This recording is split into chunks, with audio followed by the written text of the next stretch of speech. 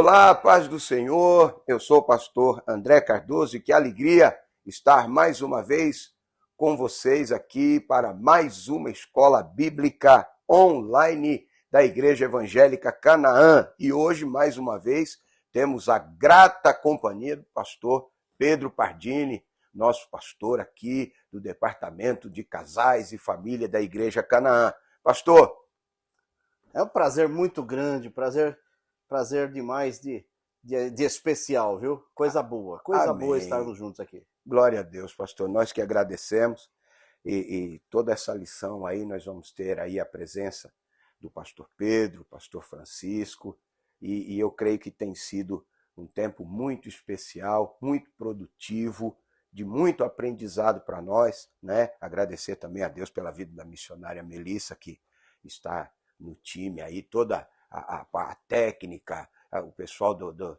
da equipe, né, de gravações, enfim, edição, iluminação. Vocês não têm ideia do tamanho do trabalho que dá levar esse conteúdo para vocês. Mas os nossos pastores, pastor Rogério Pardini, pastor Anderson Moraes, entendem e levam isso muito a sério como uma direção de Deus para alcançar o maior número possível de vidas, de pessoas, edificando-as através da palavra.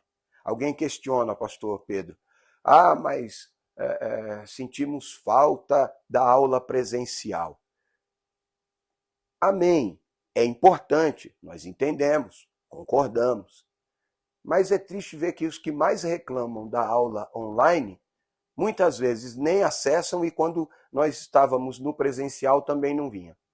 Então, irmãos, vamos glorificar a Deus. Aliás, eu estou fazendo questão de dizer isso porque é um pouco do que a gente vai falar hoje aqui no tema da lição. Porque hoje é o motim em família. E Jesus. A gente estende para a família de Deus que é a igreja. Mas antes disso, eu gostaria de pedir ao pastor Pedro que orasse por nós, não é? Agradecendo aí, enfim, orando por nós, apresentando a Deus esse trabalho e esta meditação nesta ocasião, em nome de Jesus. Pastor Pedro, por favor.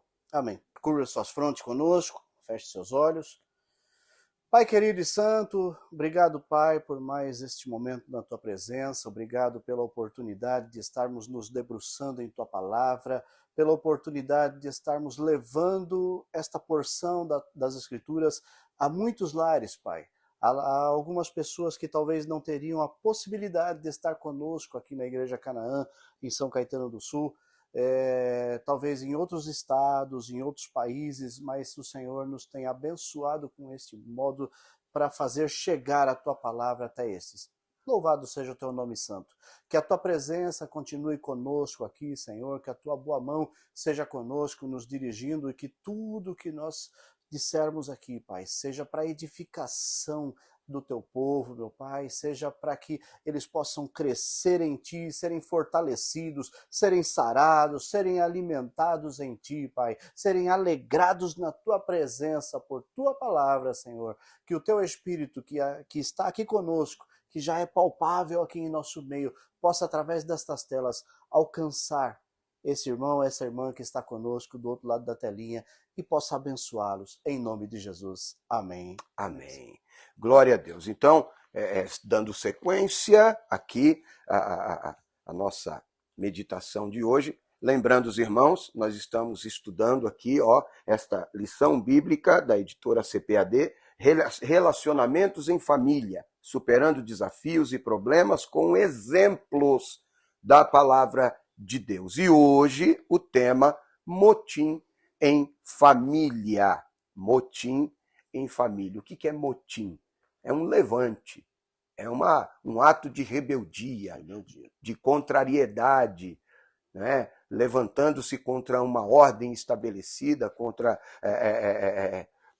algo que já foi determinado, que tem as suas diretrizes, e a pessoa simplesmente se amotina e questiona todas essas coisas e põe em xeque todas elas e, em muitos casos, simplesmente bane da sua vida e segue o curso conforme aquilo que ele acredita. Verdade. Não é? Então, o texto áureo da nossa meditação hoje está em Filipenses 2,14 e diz: fazei todas as coisas sem murmurações nem contendas, porque no motim nós temos esses dois elementos. Começa com a murmuração, que evolui para a contenda, que pode evoluir para outras coisas mais negativas, como nós vamos ver aqui na lição. Verdade prática: das murmurações derivam as contendas, por isso devemos evitá-las em nossa família.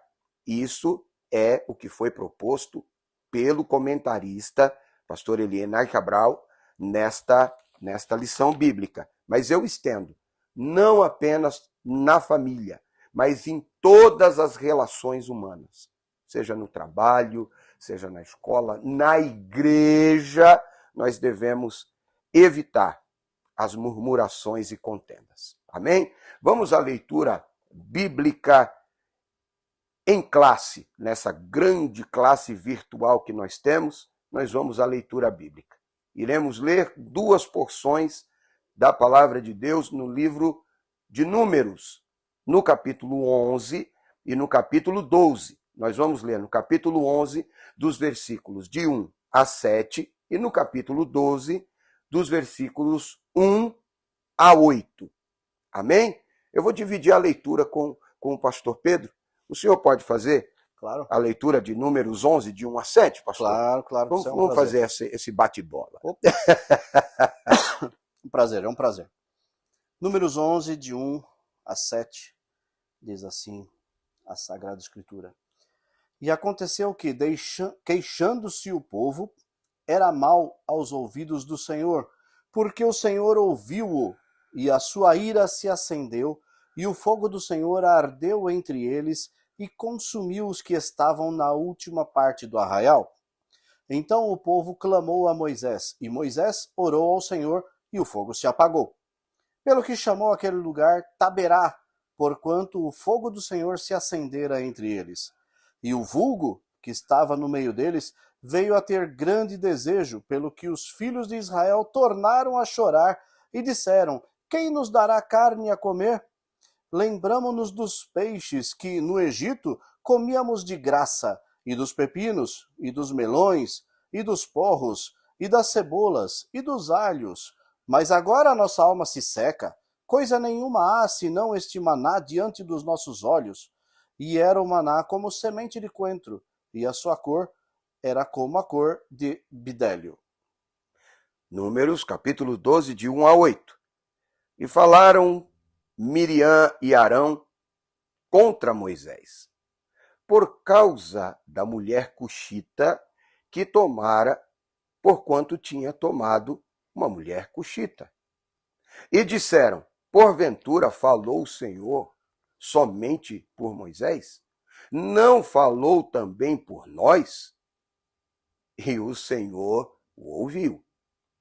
E era o varão Moisés muito manso, mais do que todos os homens que havia sobre a terra. Me permita aqui um parêntese.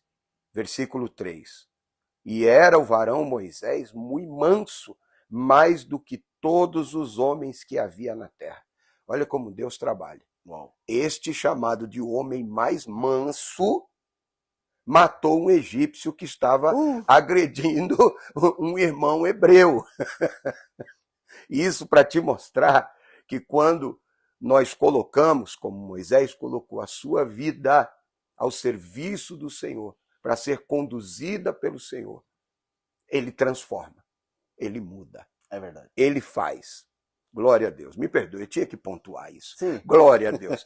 E logo o Senhor disse a Moisés e a Arão e a Miriam: vós três, saí à tenda da congregação. E saíram eles três. Então o Senhor desceu na coluna de nuvem e se pôs à porta da tenda. Depois chamou a Arão e a Miriam, e eles saíram ambos. E disse: ouve agora as minhas palavras. Se entre vós houver profeta, eu o Senhor em visão a ele me farei conhecer, ou em sonhos falarei com ele. Não é assim com meu servo Moisés, que é fiel. Em toda a minha casa, boca a boca, falo com ele, e de vista, e não por figuras, pois ele vê a semelhança do Senhor. Por que, pois, não tivestes temor de falar contra o meu servo, contra Moisés? Por que não tivestes temor de cometer tal loucura? Vamos seguir aqui. Os objetivos desta lição, traçados pelo comentarista: apresentar as raízes e danos causados pela murmuração entre o povo de Deus. Não se engane, sempre que houver murmurações, haverão contendas, e isso vai trazer dano ao povo de Deus. A igreja, a família, o ambiente de trabalho, tá? Porque a confiança, alguém um dia disse, eu não me lembro quem, não fui eu, mas eu estou reproduzindo, algo semelhante a isso. Você pode quebrar um vaso, restaurá-lo, colando, juntando todas as peças, mas nunca mais será igual o que um dia foi. Consertou, pediu perdão, mas infelizmente, ou felizmente, perdão não é amnésia. Não. A gente passa por cima disso e continua vivendo, mas gera-se um trauma que quase que invariavelmente vai ser levado adiante. Sempre que acontecer alguma coisa, puxa vida, isso não é novidade, já aconteceu. Então a gente precisa tomar cuidado e evitar essas coisas, tá bom? Se bem que aí eu já aciono o pastor aqui na introdução aqui, antes até da introdução da lição. Na família, a gente até consegue levar isso, dependendo do grau da coisa, mas no convívio da igreja, no trabalho, essas coisas, fica mais difícil, né, pastor? Bastante.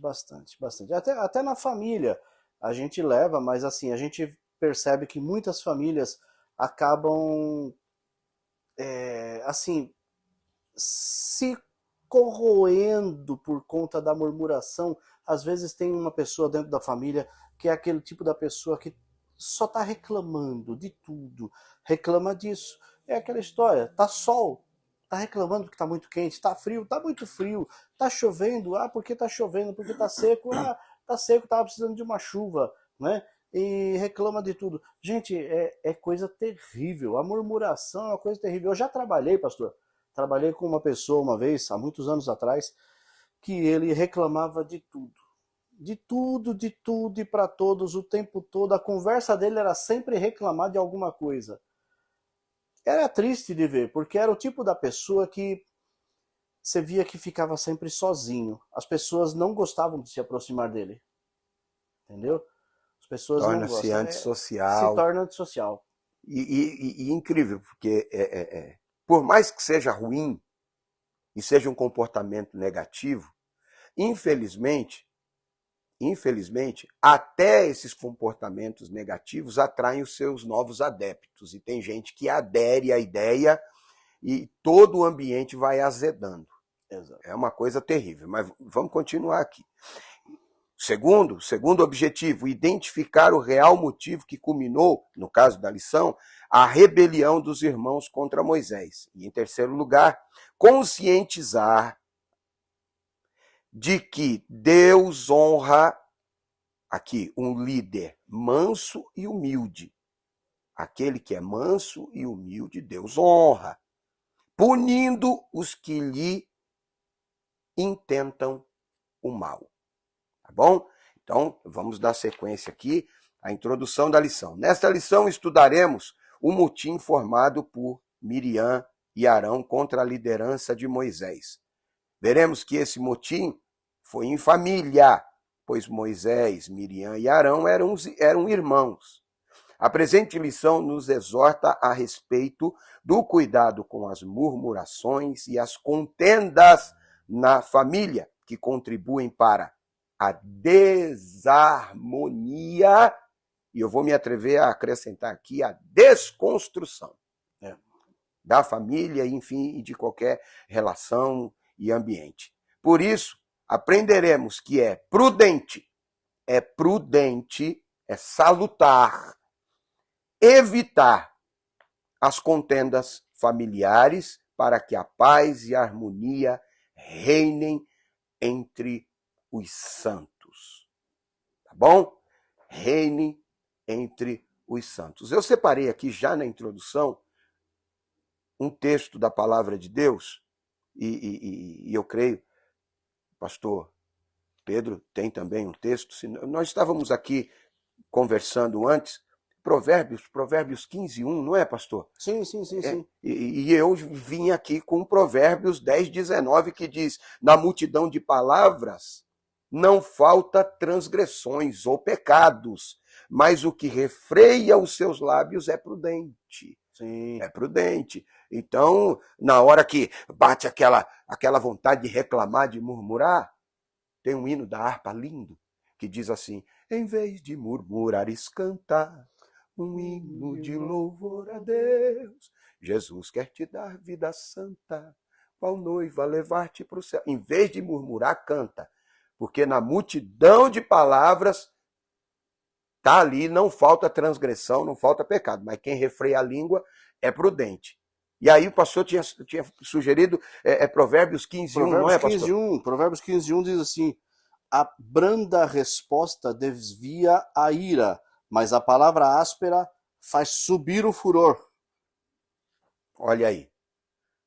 Quando começa a reclamação, que vai para a contenda, que é a discussão, o grande problema é que ninguém quer abrir mão da última palavra. Alguém sempre quer prevalecer. O escritor em Provérbios diz que sem lenha o fogo apaga. E não havendo quem fale, quem discuta, quem faça fofoca, quem reclame, enfim, acaba, o fogo apaga. Aí eu estou com um pastor de casais aqui, eu me lembro quando eu e a missionária Simone, nós nos casamos, eu tenho um amigo, Marcos Guainé. É uma pessoa muito simples, pastor. É um homem, a palavra hoje é rústico, né? Ele é bem rústico, mas um homem de Deus, muito temente, e uma pessoa muito amável. E ele estava lá no dia do nosso casamento, ali na cerimônia, e no final ele me abraçou, chamou a missionária Simone, e ele disse assim: meu amigo, eu gostaria de dar um presente para vocês, mas eu não tenho condições para isso. Mas se o senhor me permite, eu quero deixar uma palavra para vocês, como conselho. Eu disse: sim, meu amigo, recebemos. A missionária também. E ele disse: abra mão da última palavra. Quando você abrir mão da última palavra, a paz vai reinar, a harmonia vai reinar. E nós trazemos isso para a nossa vida. Às vezes dá vontade de não abrir mão dela, e todas as vezes que a gente não abre, a gente descobre que era melhor ter aberto mão da última palavra. Não é, pastor? Na última palavra sempre está escondido o eu. Pegaram aí? Como é que é, pastor? Na última palavra sempre está escondido o eu, o egocentrismo. Pegaram? Então eu não tenho que prevalecer. Pastor Josué Gonçalves, que é um pastor aqui no Brasil, que trabalha muito com a área de família, ele diz algo extraordinário, que talvez não tenha sido ele propriamente que tenha dito e ele só reproduziu. Não sei, alguém vai dizer: não, foi outra pessoa que disse. Não, eu lembro de ter ouvido através dele. Ele diz assim: eu não quero ter razão, eu quero ser feliz. É verdade. Pegou? Eu não quero ter razão, eu quero ser feliz. Vamos em frente aqui. A influência negativa da murmuração. Assim nasce um motim, na murmuração. A palavra motim refere-se a atos explícitos de desobediência ou a uma reação negativa contra as regras e as ordens estabelecidas num grupo social. É o que vemos em Números, no capítulo 11 e capítulo 12. Nestes capítulos, há uma descrição de murmuração que culminaram em rebelião familiar contra a liderança de Moisés.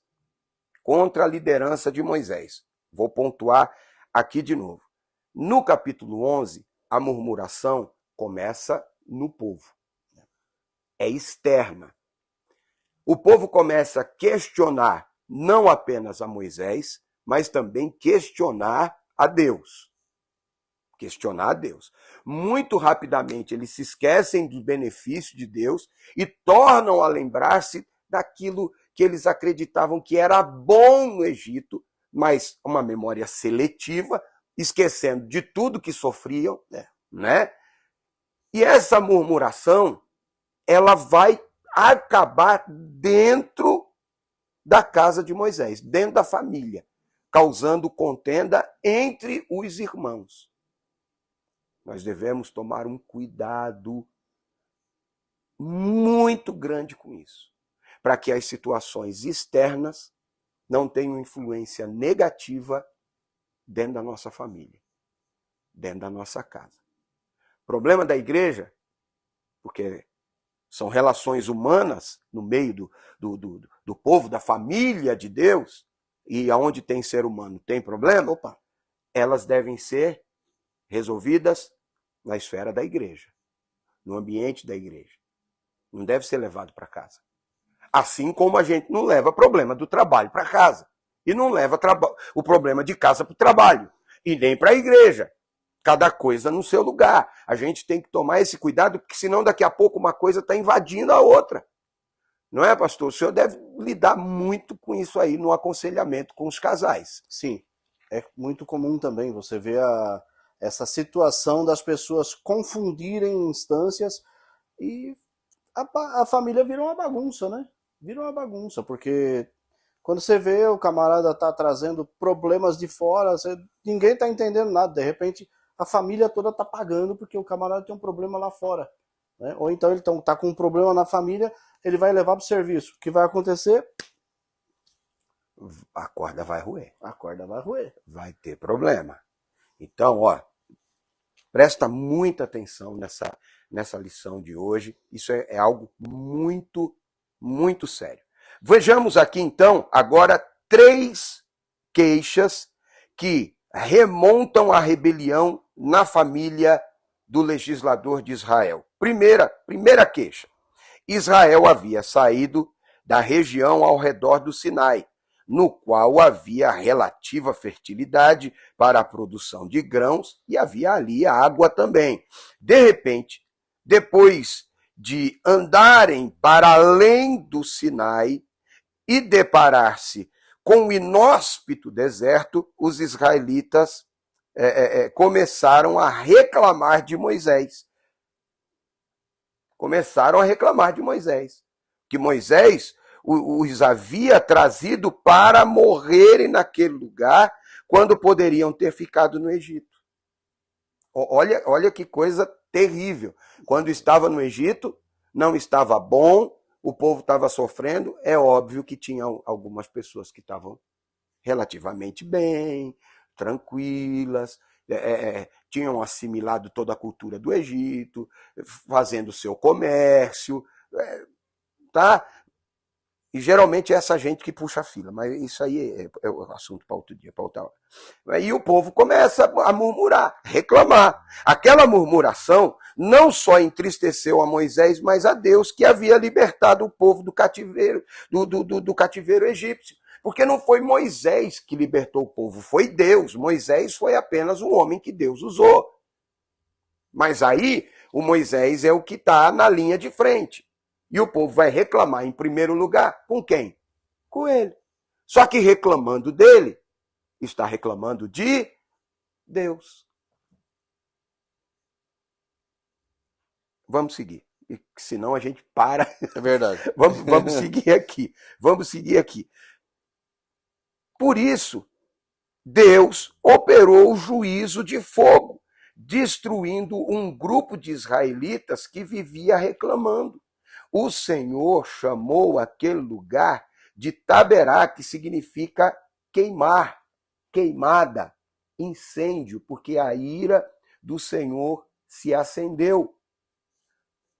Sem criar nada aqui, é só o que o texto mostra, é que o murmurador atrai para si o juízo de Deus. Verdade.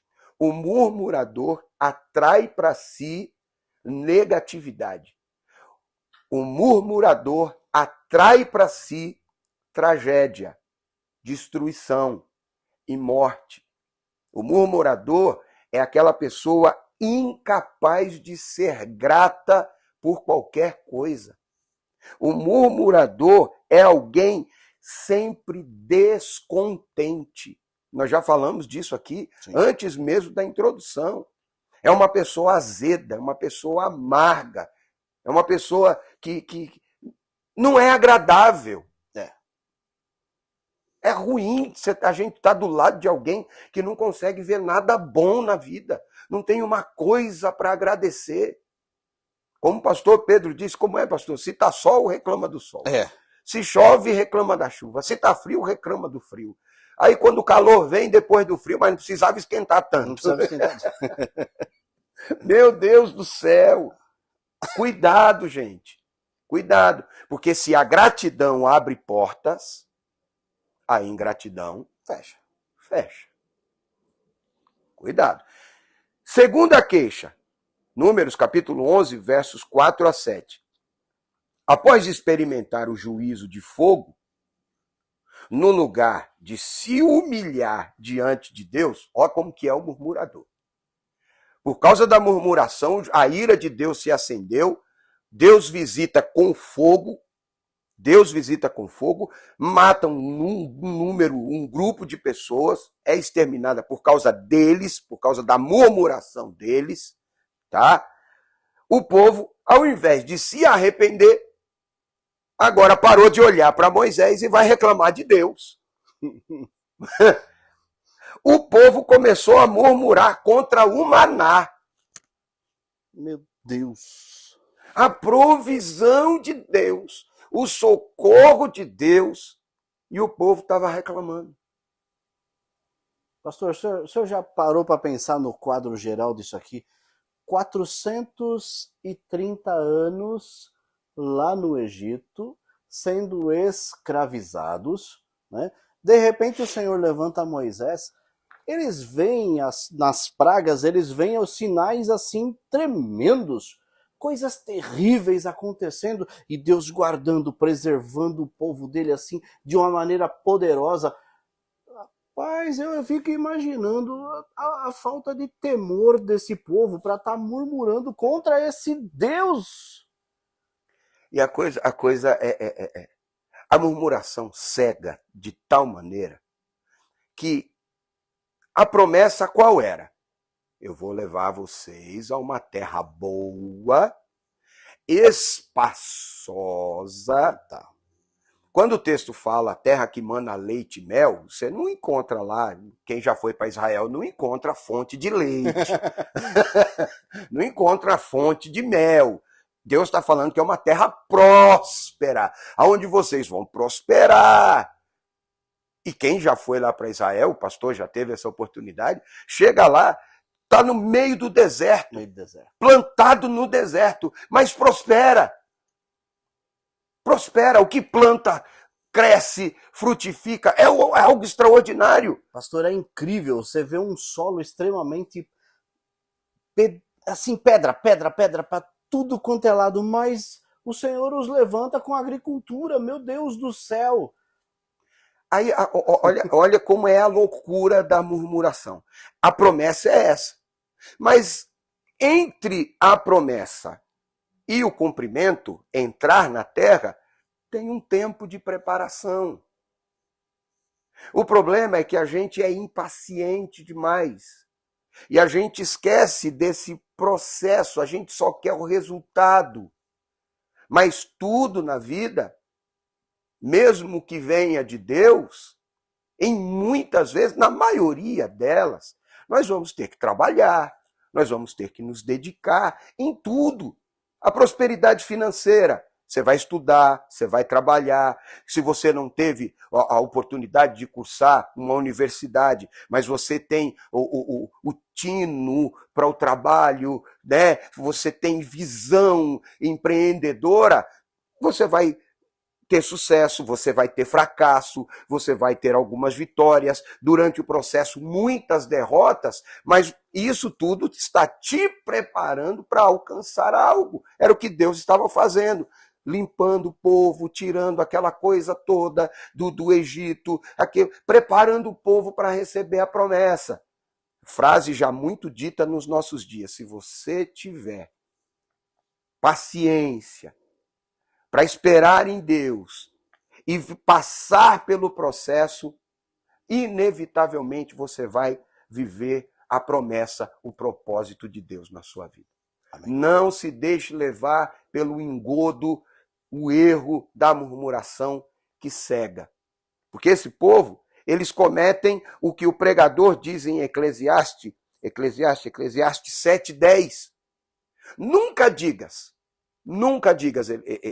ele faz questão de pontuar isso. 7:10 de Eclesiastes. Nunca digas, porque os dias passados são melhores do que estes. Porque tal questionamento não provém da sabedoria. O povo estava olhando e dizendo, comparado com isso que nós estamos vivendo, o Egito era melhor. Não, não é. Melhor é o que está diante de nós. Por isso Paulo nos orienta, esquecendo-me das coisas que para trás ficam, prossigo para aquelas que estão adiante de mim. Aleluia! É assim. Mira na frente. Ah, pastor, mas eu tenho que esquecer tudo que Deus já fez. Não. Bendigo a minha alma ao Senhor e nunca se esqueça de um dos seus benefícios. Mas esquecendo-me das coisas que para trás ficam, eu prossigo para aquelas que estão adiante de mim. E adiante, lá na frente, para esse povo tinha promessa. Mas eles estavam olhando para trás. Hernandes Dias Lopes, ele sempre diz, quem vive a vida olhando para o retrovisor, encontra um acidente no para-brisa. É verdade. Então vamos lá. Facilmente esse povo se esquece de todas as privações que experimentaram como escravos no Egito. Esse povo esqueceu também de, como disse o pastor Pedro, de todos os sinais poderosos de Deus, que Deus operou até que o povo saísse do Egito. Com que facilidade nós nos esquecemos das coisas boas que Deus faz e nos apegamos às ruins. Verdade. As experiências amargas, as decepções. E nos esquecemos de tudo que Deus fez. Por favor, bendigo a minha alma ao Senhor e nunca se esqueça de nenhum dos seus benefícios. Seja grato. Grato. Vamos lá. Terceira queixa do povo. Números, capítulo 12, versículos de 1 a 3. Aí já Arão e Miriam, influenciados por tudo aquilo, Sim. inflamados por tudo aquilo, começam a questionar a liderança de Moisés. Arão, aqui no caso, esquecendo-se que foi chamado também por Deus para exercer o sacerdócio, e este foi reconhecido por Moisés, que obedeceu uma direção de Deus. E a Miriam, que tinha uma grande influência também. Afinal de contas, quando o povo atravessa e está do outro lado, lá do Mar Vermelho, quem é que chama para adoração? Quem é que chama para o louvor? Quem é que toma os tamboris e sai cantando o Senhor é Deus, o Senhor é Deus, o Senhor é Deus? Miriam. Quem arrastou o povo para adoração? Foi Miriam. Agora, o povo que um dia ela levou a adorar, agora a influencia a murmurar.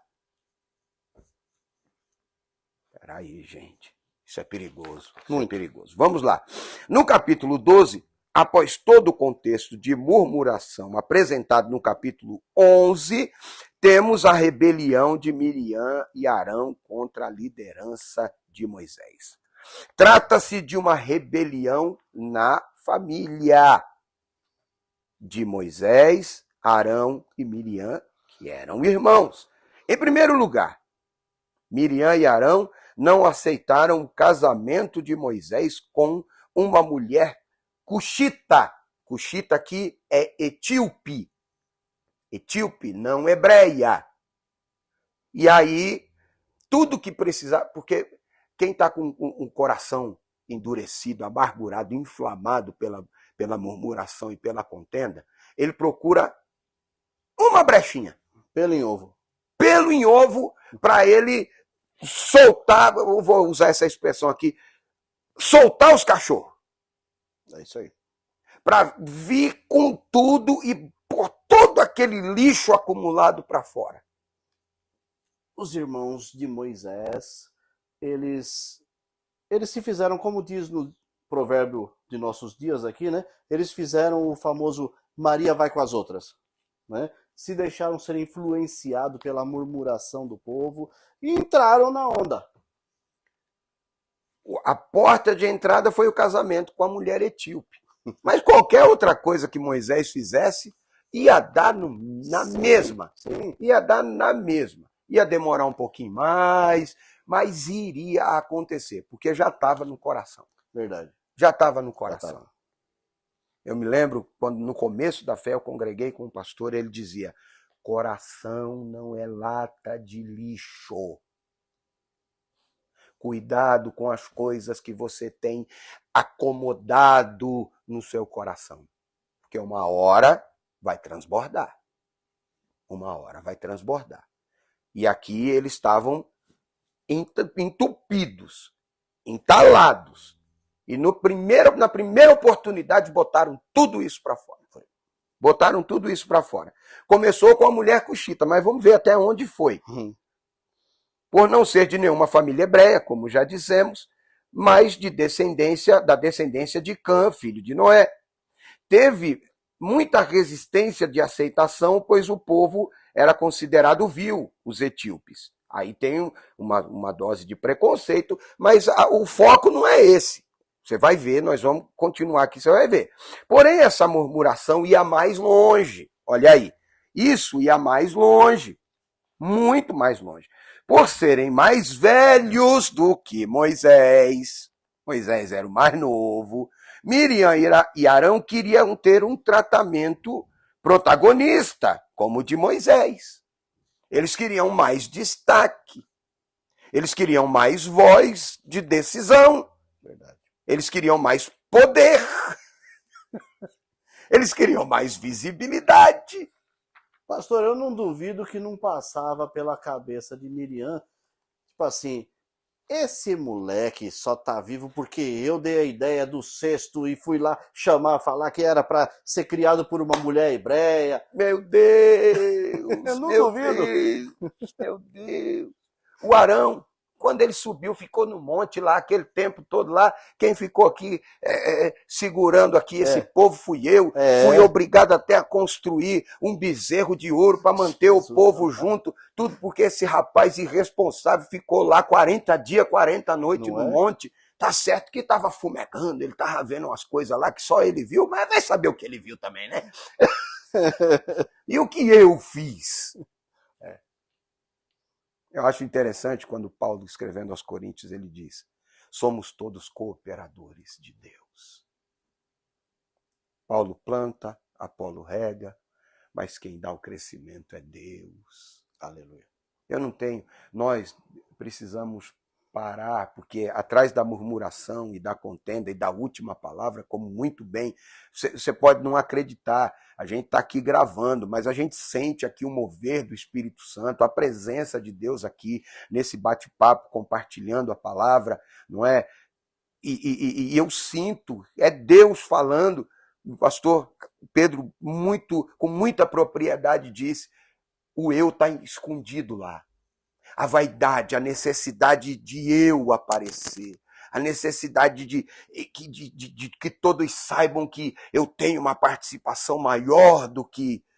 Eu me lembro de alguém que um dia, falando a respeito de um dos homens que foi um dos mestres do evangelista, o Billy Graham, já velhinho no asilo, a cultura na América do Norte é diferente da nossa, levar para um asilo é sinal de cuidado, aqui é abandono.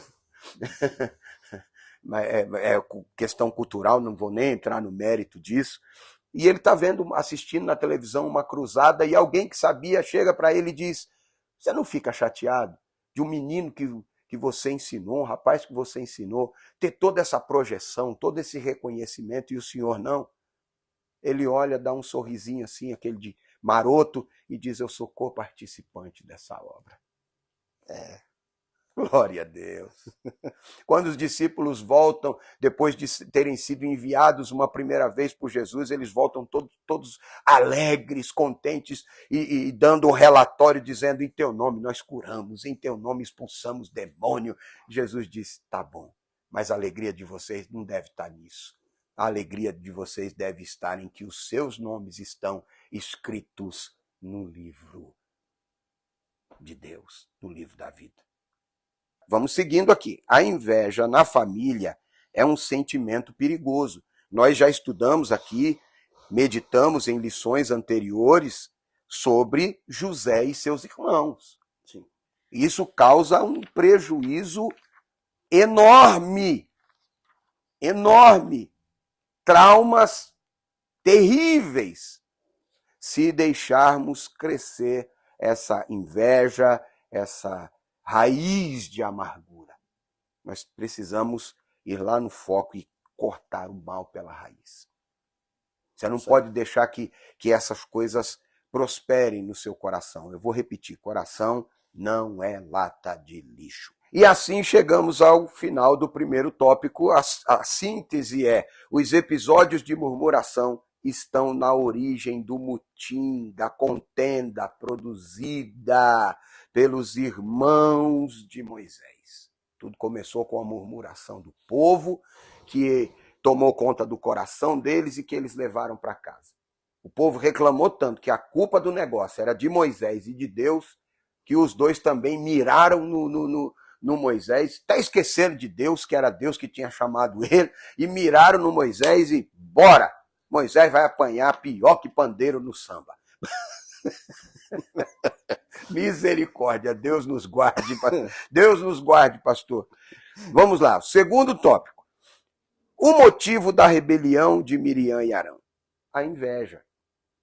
A mulher cuxita, como nós já dissemos aqui, a mulher etíope, foi só o estupim.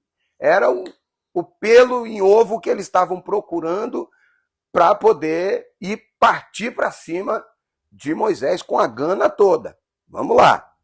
Os dois alimentaram a ideia de que a liderança de Israel teria de ser compartilhada com eles.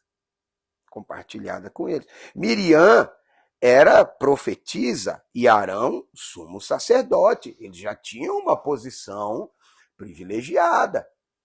Mas eles queriam, vamos contextualizar, queria credencial. Queria oficializar. Vamos lá. Por isso, eles julgaram ter a mesma autoridade que Moisés, o irmão mais novo. Veja que a liderança era de Moisés, mas Miriam e Arão achavam-se no direito de liderar o povo. Ora, o papel deles era cooperar na liderança de seu irmão. Esse questionamento diz muita coisa. Diz muita coisa. Vamos lá, ó. Porventura, falou o Senhor somente por Moisés? Não falou também por nós? Não somos nós também usados por Deus? Por que Moisés? Por que só ele? Por que tudo que ele... Não, eu também. Me perdoem, pode ser que eu saia um pouco do foco da família, trazendo, mas não porque é a família de Deus. É a família de Deus. Dons, talentos, todos temos, cada um o seu que recebeu de Deus e cada um o seu talento próprio. Tá? E aí olha para a figura do pastor e começa a questionar. Começa a questionar. Vou dar um exemplo aqui. E veja, esse exemplo que eu vou usar aqui não é falando contra o que eu vou dizer, porque eu sou estudante. Até hoje eu estudo teologia. O que nós estamos fazendo aqui nesse bate-papo, nessa escola bíblica online, é teologia. A escola bíblica dominical é o primeiro contato que todo crente tem com teologia. Nós estamos fazendo teologia, estudando teologia. Mas isso é comum com novos estudantes seminaristas. Opa! Ele vai para o seminário, quando ele volta para a igreja, o pastor não está à altura, o pregador não está à altura, e ele começa, eu estou dizendo isso porque eu fui um moleque chato desse aí. Eu fui um tribuloso desse aí, pastor. Jesus, amado. Eu fui um tribuloso desse aí. A gente começa a achar que descobriu o evangelho, descobriu a chave da teologia, e ninguém está à altura da gente. O pastor que tá lá, no caso dos nossos pastores aqui, que fundaram o trabalho, que iniciaram o trabalho, que choraram e ralaram o joelho, fizeram calos nas mãos, estão aí até hoje sem largar o trabalho, aí perseverando. A gente, de repente, alguém chega e fala assim, sabe o que está fazendo? Não, se fosse eu, ia fazer melhor. Pois é.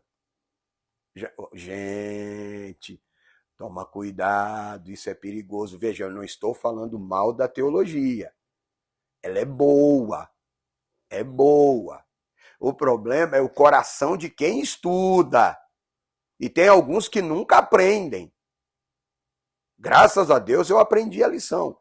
Eu vou contar um testemunho bem rapidinho, pastor. Eu tive loja na Conde de Sarzedas, em São Paulo, para você que é de outro estado, enfim, outra cidade, era o point gospel evangélico.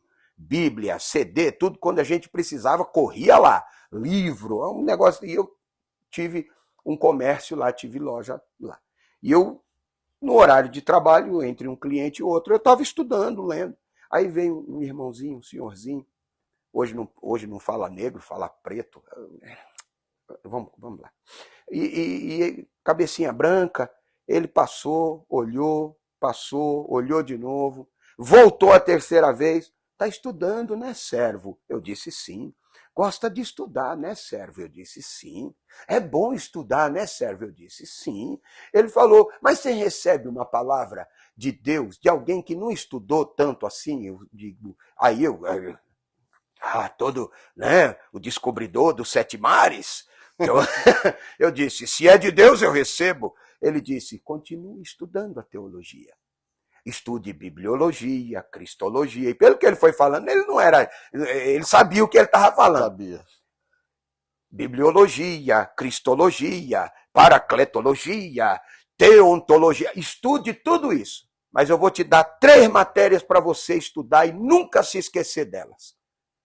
Eu disse, quais que eu não as conheço? Ele disse, bocopologia, a teologia da boca no pó. Se humilha, põe a boca no pó porque talvez haja esperança. Eita. Joelhologia, disse ele, orai em todo tempo. Larga teu joelho no chão e fala com Deus. Esse é o caminho. Aí eu, já assim, como quem tinha levado um tapa, falei para ele, tá, e o senhor está esquecendo da terceira? Ele falou, não, a terceira é a melhor. Não se esqueça da humildeologia. Estendeu a mão, me deu a paz do Senhor e foi embora. Mas eu nunca mais esqueci da lição. Olha aí. E procure estudar essas 3 matérias. Pega essa chave aí. Essa foi só um presentinho para você que está aí do outro lado, viu? Glória a Deus. Vamos continuar aqui. Quando a inveja se instala no centro da família, as consequências podem ser trágicas. Tá? Trágicas. O motim familiar produz dissabores e ofensas. Continuando, embora Miriam exercesse um papel importante entre o povo, como profetisa e conselheira, como já disse em Êxodo 15, 20 e 21, ela que leva o povo à adoração depois de terem atravessado o Mar Vermelho. Era alguém que tinha um reconhecimento por parte do povo, não é? Ela não poderia voltar-se contra Moisés. O povo estava vendo. Mas aqui me parece, pastor, que ela quis fazer uma média com o povo para ganhar popularidade. Dá essa impressão. Não é? Infelizmente, isso acontece dentro de casa também, né, pastor? Nós falamos disso aqui na lição lá de José, que, como nós falamos na época, na ocasião da lição sobre José e seus irmãos, José ganhava um ponto com o velho Jacó, dedurando os irmãos, né? Fica bem de um lado e se queima do outro. Vigia, como diz a missionária Adriana Malaquias aqui, vigia, crente. Aleluia, glória a Deus. Embora Arão fosse um sumo sacerdote, ele não poderia arder em ciúme contra o próprio irmão. Ele era um sumo sacerdote, era o cara da adoração. Meu Deus. Era o cara do que apresentava o sacrifício, que queimava o incenso. Meu Deus, que loucura! Que loucura! Eu vou fazer uma pergunta. Com certeza o senhor já teve pessoas nessa condição no gabinete. E o senhor percebe que é difícil a pessoa reconhecer que deixou isso entrar no coração e voltar para o caminho original, voltar ao recomeço? É muito difícil, porque eles sempre entram por esse caminho achando que são os donos da razão. Eles estão achando que isso é o caminho, é o correto, é justo, né? E, vamos dizer assim, o mundo deve a eles. Meu Deus, que tristeza. Voltar para o caminho é muito difícil. É difícil. Eles nunca... Difícil. É óbvio que o senhor já aconselhou pessoas que reconheceram, mas é um caminho difícil. Pastor, é complicado, porque as pessoas estão muito armadas e o eu, ele fica atrás de um escudo muito forte. As pessoas guardam o eu às 7 chaves. Ele é extremamente protegido. E quantas famílias não ruem por aí, não caem, não se desintegram, porque as pessoas não conseguem fazer o eu ir para o lugar dele. Não conseguem se humilhar, não conseguem deixar a soberba. Vocês estão ouvindo? Isso é muito sério. Isso é extremamente sério. Eu penso que nós, às vezes, ou às vezes não, na maioria, o tempo todo, deveríamos nos enquadrar como a declaração de confissão lá de Isaías 64:6. Todos nós somos impuros. Todos nós pecamos. Todos os nossos atos de justiça são como trapo de imundícia. Nós não podemos nada, não somos capazes de nada. Se há algo bom em nós, é Cristo, é o Espírito Santo, é a presença de Deus. E nós devemos o tempo todo subjugar, como Paulo disse aos Coríntios, eu esmurro a minha carne, sujeito ela à servidão, para que Cristo seja glorificado, para que eu não seja reprovado naquilo que eu ensino, porque aqui era alguém que adorava e aconselhava o povo, Miriam, e alguém que conduzia o povo à adoração, agora nessa situação, com o coração cheio de ira, cheio de contenda, cheio de inveja, cheio de murmuração, querendo derrubar o outro. Eu sei que você pode, você vai fazer isso na tua casa. Eu estou pedindo a você, diga comigo, o sangue de Jesus tem poder. Me guarda disso, Senhor. Me ajuda, em nome do Senhor Jesus, para que eu não incorra no mesmo erro que eles cometeram. Vamos continuar aqui. E com isso nós chegamos já ao final do segundo tópico, e a inveja de Arão e Miriam, obteve severo tratamento do Senhor. Foi. Não se engane. Não se engane. Deus não se deixa escarnecer. Não se engane.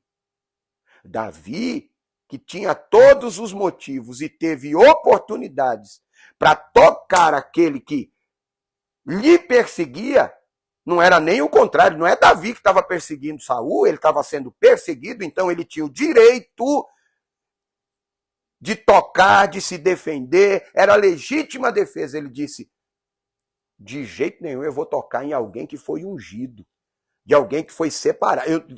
Deus me guarda, porque tocar em quem foi escolhido é prejuízo. É prejuízo. Não há ninguém que tenha feito, que tenha prosperado. Então toma muito cuidado. Vamos para o terceiro tópico e já vamos acelerar, caminhando para o final. Moisés, um homem manso e humilde. Manso e humilde. Porque ele teve sua natureza transformada por Deus. Porque no início nós falamos, Moisés, ele cometeu um homicídio. Foi. Ele matou uma pessoa. Ele seria processado por homicídio e ocultação de cadáver.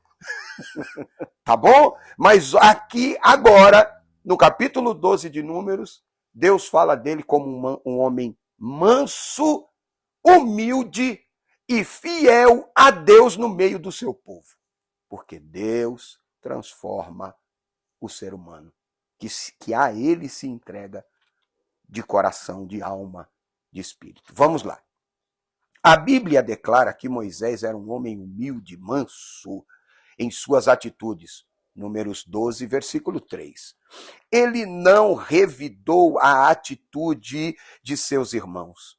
Sua mansidão era uma qualidade de caráter que o distinguia dentre os outros homens. No Sermão do Monte, Jesus disse, bem-aventurados são os mansos. Em Mateus 5:5. Mas o mesmo texto de Mateus, no Sermão da Montanha, diz que são bem-aventurados os mansos, mas são bem-aventurados também os pacificadores, e são bem-aventurados também os misericordiosos. É isso aí. Viu? Tá? Então, vamos continuar aqui. O tempo está indo. Mais à frente, no mesmo sermão, nosso Senhor disse, aqui, acabei de falar, bem-aventurados os pacificadores, porque eles serão chamados filhos de Deus. Versículo 9 de Mateus 5. Essas duas atitudes, enfatizadas pelo nosso Senhor, estavam presentes na liderança de Moisés. Na liderança de Moisés para com o povo de Deus. Tá?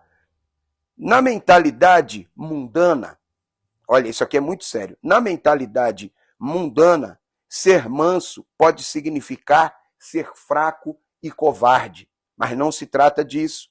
Mas no ensinamento bíblico, implica a capacidade de exercer o autocontrole, o domínio próprio, o domínio de si mesmo. Assim, a mansidão é uma das qualidades do fruto do Espírito, produzido naquele que verdadeiramente teve um encontro com Jesus. Gálatas 5:23. Moisés teve essa serenidade para agir com firmeza, sem se deixar arrebatar pela ira.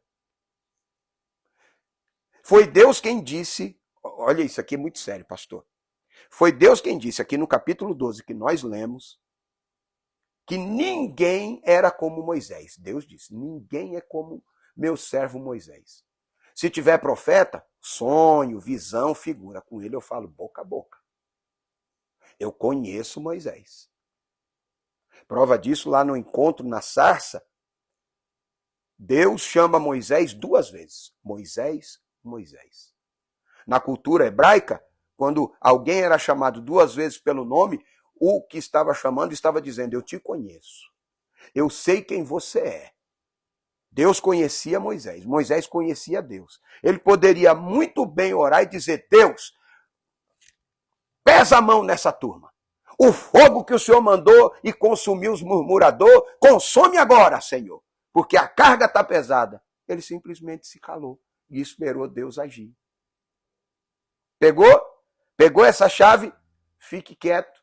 Não tome atitudes precipitadas no momento de furor, no momento em que os ânimos estão exaltados. Fique calado. Paciência.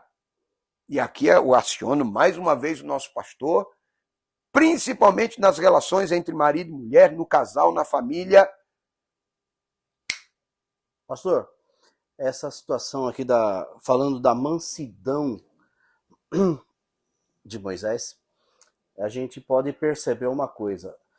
Moisés não era um manso assim, aquele manso piegas.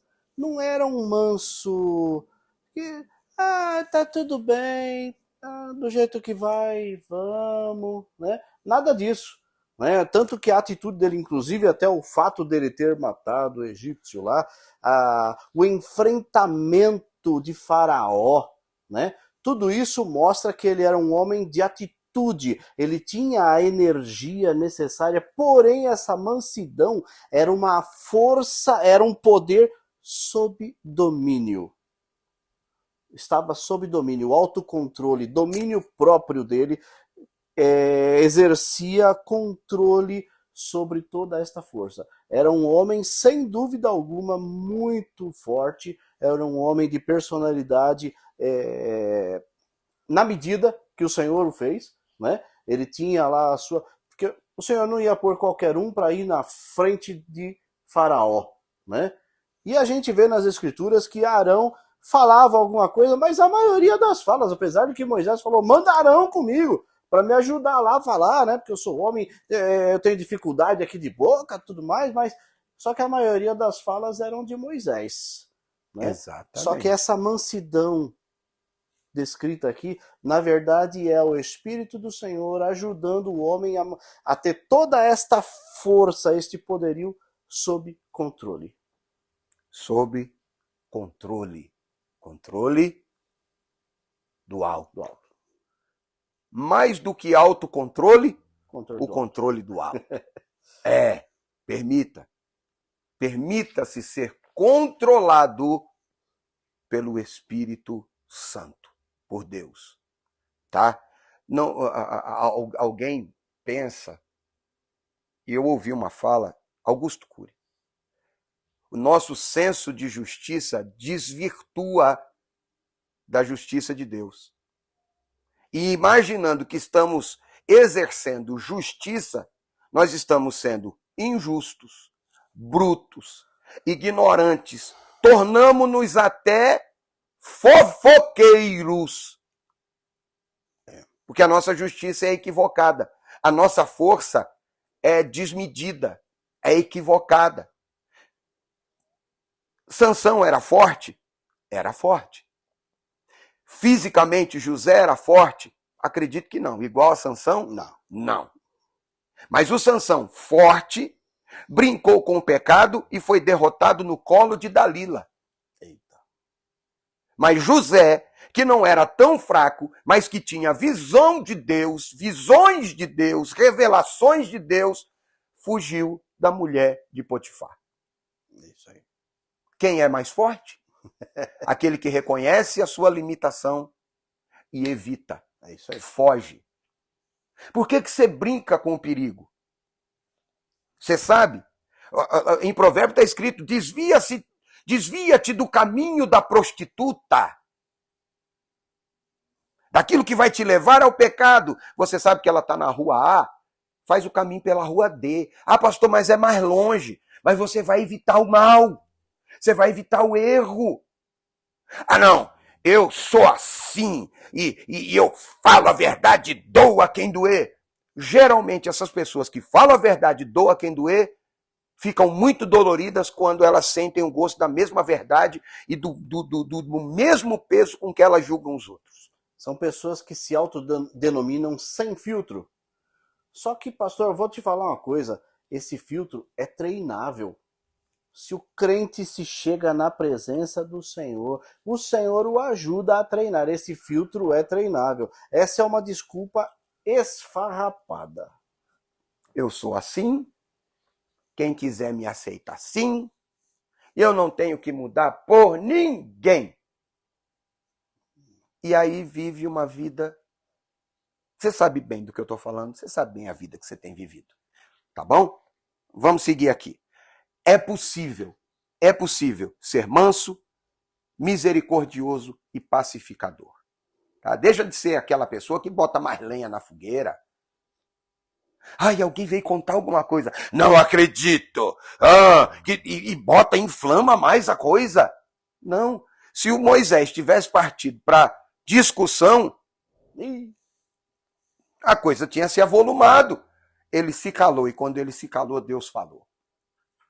E quando Deus age, é perfeito. Pronto. Vamos seguir aqui. Mesmo sabendo da murmuração e da sedição de Miriam e Arão contra a sua liderança, ele não teve atitude vingativa para com seus irmãos. Pelo contrário, orou para que Deus os perdoasse. Nesse sentido, a mansidão e a pacificação são virtudes que a família cristã não pode deixar de rogar a Deus e praticar.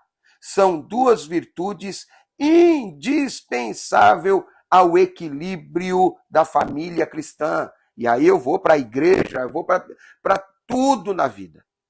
Tá? O que a Bíblia nos diz a respeito disso? Mais uma vez, nós estávamos conversando aqui anteriormente, e eu citei aqui Romanos 12, 17, o pastor Pedro citou 1 Pedro 3,9, não foi, pastor? Acho que foi. 1 Pedro 3,9. Olha o que diz Romanos 12, 17. A ninguém devolvei o mal com o mal, ou o mal por mal.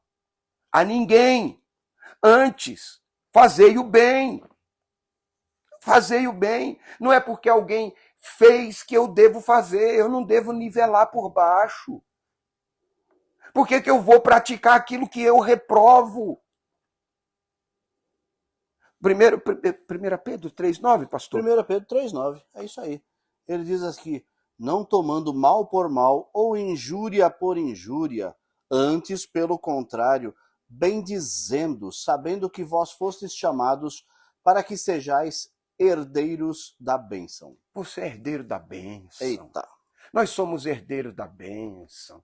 Para que a gente vai ficar se enfiando em arapuca, entrando em questões alheias, fomentando situações, fermentando contenda, discórdia, discussão? Nós não fomos chamados para isso, viu? Nós não fomos chamados para ficar divulgando a vergonha do nosso irmão, o erro do nosso irmão. Nós fomos chamados para pregar as boas novas. Viu? Nós citamos no começo aqui, sem lenha o fogo apaga. Sabe por que o fofoqueiro prospera? Quando ele prospera? Quando alguém empresta os ouvidos. Quando o murmurador vai falar, ele prospera quando ele encontra ouvidos. Quando ele recebe atenção, quando a gente dá atenção, porque tudo que o mal precisa é de atenção. Tudo que o mal precisa para prosperar é atenção. Viu? Quando você conseguir fazer o que nós conversamos aqui, abrir mão da última palavra, você vai ver que a sua vida vai ser melhor. Viu? Tudo que o mal precisa é de atenção. Eu vou discutir mesmo, eu vou brigar mesmo, eu vou dizer umas verdades. No gabinete tem muito isso aí, tem não, pastor? Meu Deus do céu. Sem citar nomes, pastor, só uma experiência assim. Eita, Jesus. Mas tem. Às vezes chega na frente do pastor para conversar. Não vem para consertar. Vem para tentar cutucar, mas vou te entregar. Tipo assim, vou te entregar. Eu vou te entregar, vou te dedurar, fazer tua caveira, né? Não tem interesse, o coração tá azedado. O interesse não é no conserto. O interesse parece que é no arruinar, terminar de arruinar. Então ele está procurando mais um ambiente que lhe dê a devida atenção, lhe empreste o ouvido, né? Para que ele tenha apoio para terminar de arruinar aquilo que já está arruinado. Meu Deus. É igual aquela... Já fomos crianças. E a gente era comum. Briguinha na escola. Eita. Quando o pai ou a mãe chegava, a gente ficava grandão, sem medo, né, pastor? A gente ficava grandão. Mexe comigo agora. Aí eu fico imaginando, eu já passei por isso também no gabinete, quando está diante do pastor, aí tem coragem de falar e aí despeja mesmo e bota o outro na fogueira mesmo. Mas aí a gente precisa contornar isso, a gente precisa apaziguar, trazer essa visão da mansidão, da pacificação, do pacificador, do misericordioso, para ver, para as pessoas começarem a enxergar isso. Você não pode entrar na onda, irmão. Você não pode entrar na onda. Nós, enquanto pastores, não devemos incorrer nesse erro. Você que está aí nos ouvindo, que porventura exerce um cargo de liderança, você não deve ser faccioso, tendencioso. Não pode, irmão. Você não pode ter um partidarismo, escolher um dos lados. A gente não pode incorrer nesse erro. Se bem que vai ter gente que, e já teve muita gente que ficou chateado porque a gente não toma partido, né? Diz que a gente fica em cima do muro. Não é ficar em cima do muro, irmão, é trazer para a realidade que o melhor caminho é o da reconciliação. Sempre. Sempre. Vamos lá. Caminhando para o final aqui. O fardo de uma liderança. No capítulo 11 de Números, após a segunda queixa do povo de Israel, Moisés desabafou com Deus a respeito do peso da sua liderança com os hebreus. Depois você leia Números, capítulo 11, de 11 a 15. Houve um momento em sua vida que o peso da liderança o deixou sem ânimo, desanimado para continuar a missão de conduzir o povo de Deus até a promessa. Então, ele recebeu orientação direta de Deus para separar 70 anciãos.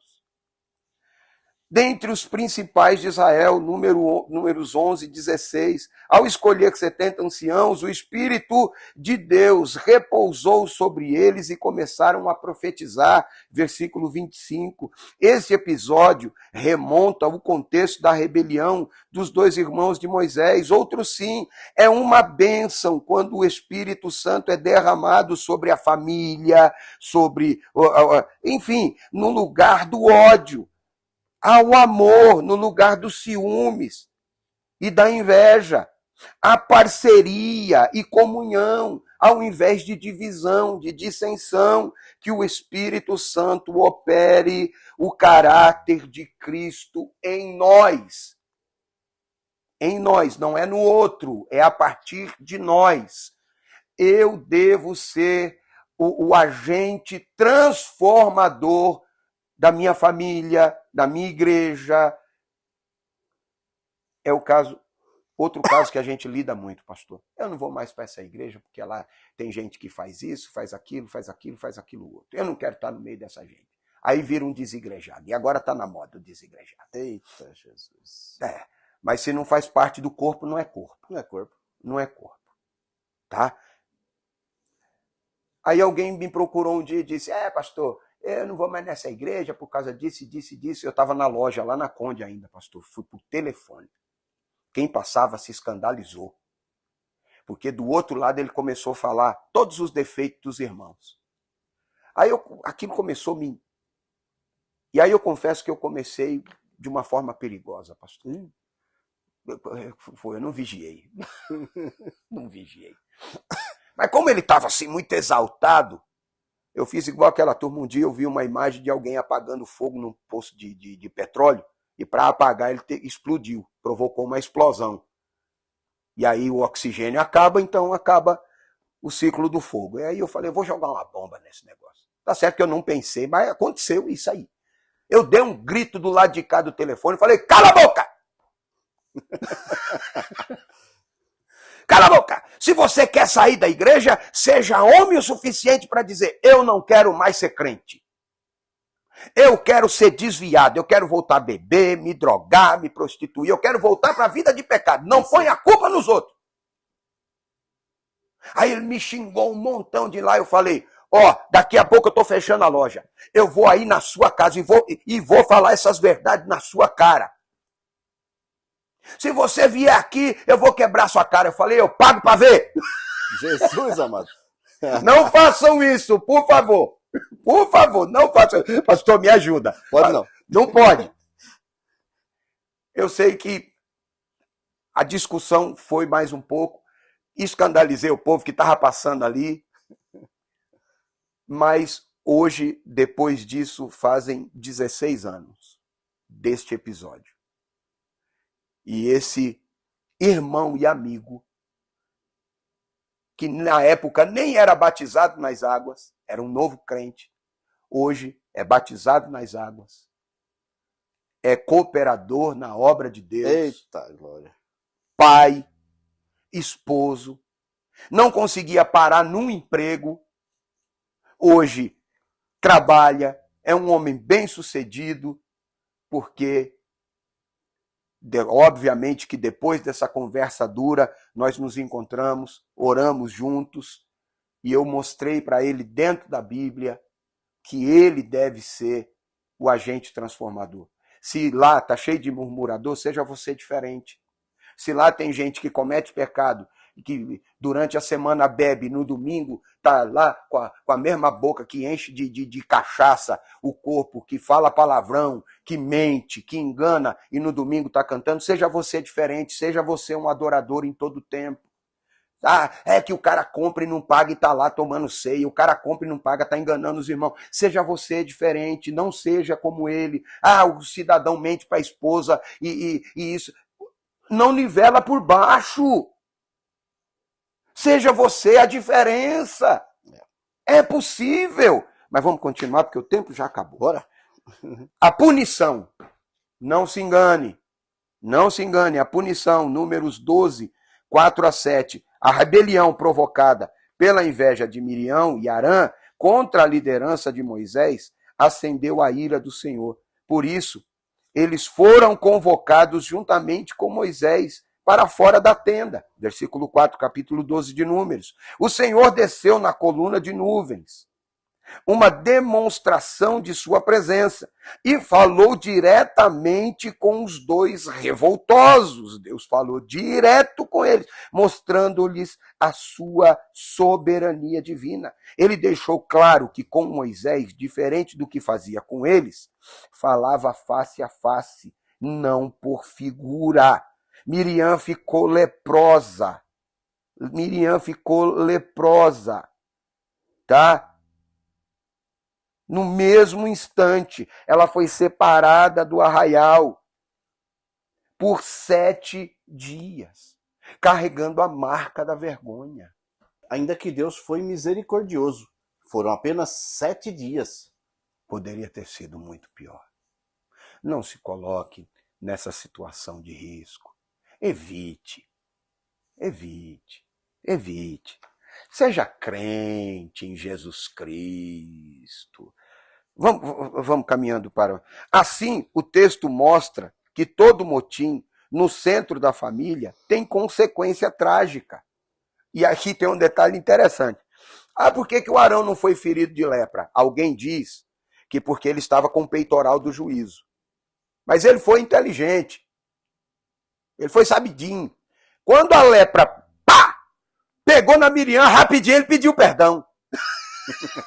Rapidinho ele falou, vou nada? Ligeiro. Deixa eu retroceder? Deixa eu voltar atrás? Moisés, meu irmão, por favor, interceda em meu favor. E não é que Moisés ainda orou e pediu para Deus perdoar os dois? Aleluia. E aí a lepra, que seria para o resto da vida um sinal de vergonha e pecado cometido, durou só 7 dias e Deus restaurou. Aquele que confessa e deixa alcança misericórdia. Glória a Deus. Foi Davi, se não me engano, que disse, enquanto eu encobria o meu pecado, os meus ossos apodreciam. Todo mês a gente faz a leitura da Santa Ceia. Examine-se, pois, o homem a si mesmo. E então coma do pão e beba do cálice, porque aquele que come, bebe indignamente, come e bebe para a sua própria condenação, não discernindo o corpo do Senhor. Por isso há entre vós muitos fracos E doentes. e muitos que dormem. Por que será? Bora tirar o entulho e parar de examinar os outros e examinar a si mesmo? Bora, é um convite. Vamos aqui. Por isso devemos pedir sabedoria a Deus para agir em nossa família, em todos os nossos relacionamentos, é preciso evitar as falsas acusações, evitar as palavras atravessadas. É preciso evitar a destruição de reputações. Reputações, tá? Esse não é um comportamento de quem manifesta o fruto do Espírito. Gálatas 5, 22 a 24. A vontade de Deus é que a paz e a harmonia estejam sobre a família cristã, sobre a família do cristão, sobre a família do crente em Jesus Cristo, pois é o Espírito Santo que opera o caráter de Cristo na nossa família. Chegamos ao final. Glória a Deus. A síntese desse terceiro tópico é: Moisés é um exemplo de um líder fiel, manso e humilde. E esse modelo de liderança cabe em todas as esferas. Tá? Cabe em casa, na família, cabe na igreja, no líder, seja de departamento ou da igreja, enfim, em todas. A conclusão: o motim levantado por Miriam e Arão tinha como causa a inveja da autoridade delegada por Deus a Moisés. Logo, as consequências dessas atitudes produziram grandes prejuízos morais e espirituais. Por isso, o apóstolo Paulo aconselha que andemos no Espírito, para que as obras da carne não dominem as nossas atitudes. Este é um tempo de muita prudência.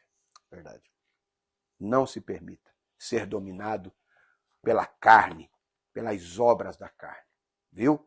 Pastor Pedro, chegamos ao final. Chegamos. Eu quero agradecer mais uma vez esta honrosa participação, Prazer, esse privilégio de estarmos juntos. E para quem está aí do outro lado não sabe, por conta das muitas atividades de cada um, nós pouco temos tempo de nos falar ou antes ou depois do culto. É verdade. E esse tempo aqui junto está sendo maravilhoso, porque estamos também estreitando laços, e isso é muito bom, pastor, é muito bom. Uma última consideração hoje aí, uma última palavra ao povo, um conselho, enfim, uma palavra de Deus que o Senhor lhe direcionar aí. Pois não, 2 pequenininhos tópicos. Primeiro, a questão da mansidão, né, como Moisés. Mansidão e humildade não diminui a liderança. Tem maridos que às vezes têm dificuldade na família de ser manso, de ser humilde, achando que está perdendo liderança. Muito pelo contrário, o líder que sabe liderar, o líder que tem a liderança de verdade, ele não depende de fugir da humildade, não depende de fugir da mansidão. E segundo, a questão da murmuração. Nós precisamos pensar na família como uma equipe. A família é uma equipe. Imagina que vocês estão vivendo um projeto. A nossa vida é um projeto diante do Senhor, né? Então, uma equipe, a gente sempre tem aquele famoso, você está tocando um projeto, existem os brainstormings, que o pessoal fala, né? Tempestade de ideias. Verdade, então as pessoas vão falar um monte de coisa em prol do projeto, do bom andamento, né? A murmuração é algo que fala contra o andamento do projeto, né? Então que nós possamos ser sempre a palavra positiva para o projeto crescer, esse projeto lindo chamado família, esteja sempre em crescimento na tua boca, no teu coração, em nome de Jesus. Amém. Glória a Deus.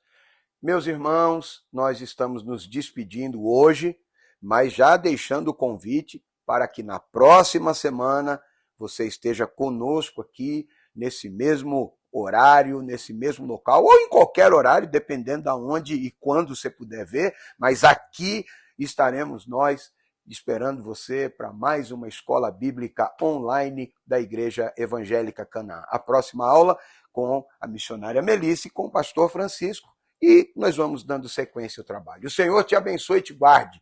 O Senhor faça resplandecer o seu rosto sobre ti e tenha misericórdia de ti. O Senhor sobre ti levante o seu rosto e te dê a paz de Deus que excede todo entendimento. Guarde sua mente, seu coração e os seus sentimentos em Cristo Jesus. E a graça do Senhor Jesus Cristo, o amor de Deus e a comunhão do Espírito Santo seja com cada um, em nome de Jesus. Amém e amém. Até a próxima, permitindo Deus. Deus Obrigado, os abençoe, pastor. meus queridos. Amém. Obrigadão, meu pastor. Glória a Deus.